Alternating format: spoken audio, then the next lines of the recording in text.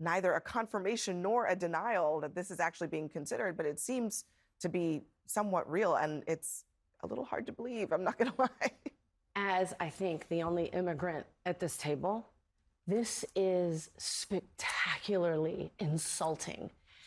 And it minimizes, it demeans, it cheapens the process that for millions of people coming to this country to live a better life, this is taking all of that away. And it not just cheapens it, but this is clearly pitched by somebody who is completely clueless as to what it takes to come to this country, leaving everything that you know behind because you want to give your kids and your family a better life. And clearly this person, I think he's not an immigrant. He doesn't know what the process is. Well, I mean, he says he's a Canadian immigrant. Okay, then he does know the process. It's a little bit different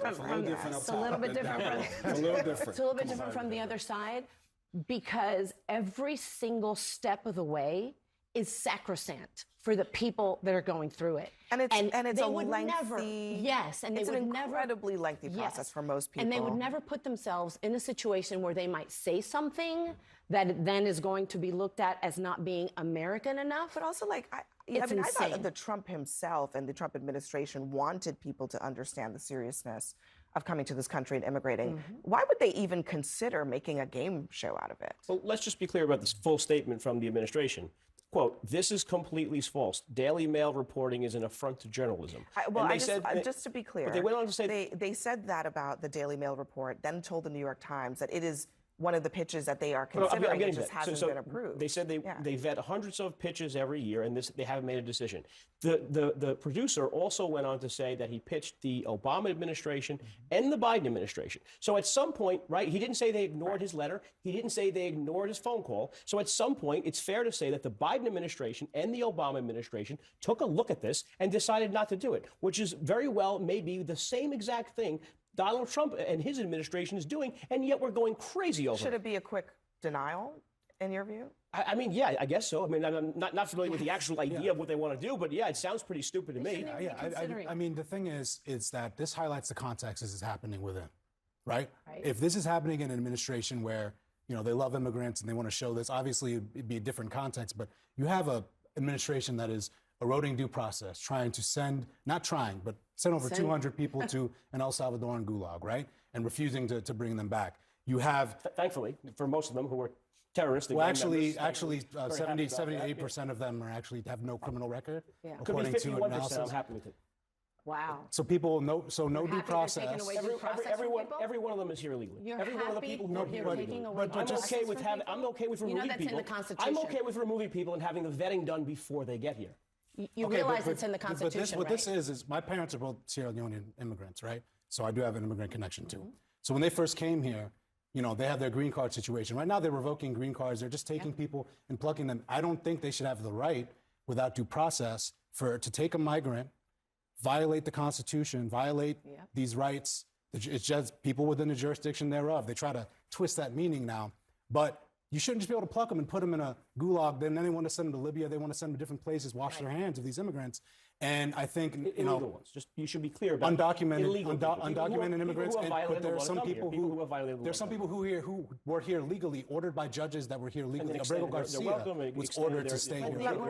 While we're having this conversation, just this afternoon, the Supreme Court issued a pretty significant blow to the Trump administration. It was a 7-2 decision that basically said the Trump administration cannot use the Alien Enemies Act right now to deport anyone. They have to wait for this case to play out in the lower courts. It says, under these circumstances, notice roughly 24 hours before removal, devoid of information about how to exercise due process rights to contest that removal, surely does not pass muster. It was very clear here that, this Alien Enemies Act is not just something that they can decide to do. It will be litigated and decided at the lower court level. And secondly, that due process is something that they are concerned about for these immigrants, including the ones who are undocumented. The fact that we have to argue about due process, habeas corpus, like these are legal Birthright terms. citizenship. These are things, but that's to a lesser extent. But like habeas corpus is like your right to defend the charges against you. Like That's terrifying. we're stripping these It's things out. terrifying. Like, and now I've got to explain to people, the legal beagles out there, like what these terminology means. But let's go back to the overarching premise. The television show is a callous idea. Whoever came up with it, the producer. Sorry, man. That is, my dad came here from Cuba in 1960 with my family. I'm not trying to have cameras in our face about the process. Exactly. That's incredibly callous. Like that. Exactly. So let's start there. That's the overarching premise. The other part that Joe mentioned, the administration didn't come up with this idea. So let's not chastise the administration. They didn't come up with this idea. He pitched it to several administrations. That's right. That's wrong. Like all of these administrations, all of this information should have come out that other administrations were pitched a television show idea about immigrants. Because remember, Obama deported the most under his administration. So back to the overarching premise, like the fact that this is even considered, the fact that we're even talking about a potential reality show that of the immigrant plight. I live in Miami where there's so many different Venezuelans and Haitians that all have TPS status that have all come here through the legal means and scheduled appointments through the CBP app that no longer exists. And now we're going to put them on reality television. Joe, we got to be on the same side of that. Like, that's terrible. I think it's par for the course with how this But he didn't come up with it. I understand. It's not the same as signing off on it. But the fact that we're even talking about it, Right. clearly somebody leaked it, right? Maybe And the producer therefore, did. It is something, it is par for the course for how this administration sees immigrants. So you guys don't like the idea of citizen apprentice? I thought that was America voted Well, I mean, for. one of the reasons that this is so interesting is that this has been a DHS that they've wanted to kind of make a show out of this whole thing with Christine Noem, you know, going on these ride-alongs at immigration detentions, putting on the different Those costumes TV of, ads. you know, ICE costumes, all this stuff. So that's the other part of the context around it. It is interesting to me that in all the statements from DHS, they were kind of like, well, we haven't made a decision on it yet, but no, we're not going to consider something like this. Immigration is a serious issue. Yeah. We're focused They on haven't said that. safety of American people. I'm just kind of like, why not just say that part? Yeah, so that you can look, put this to I'm bed? having trouble making heads and tails of this whole thing because if you look at, you know, the Wall Street Journal, the New York Times, Washington Post, all those stories make it sound like it's the Hunger Games.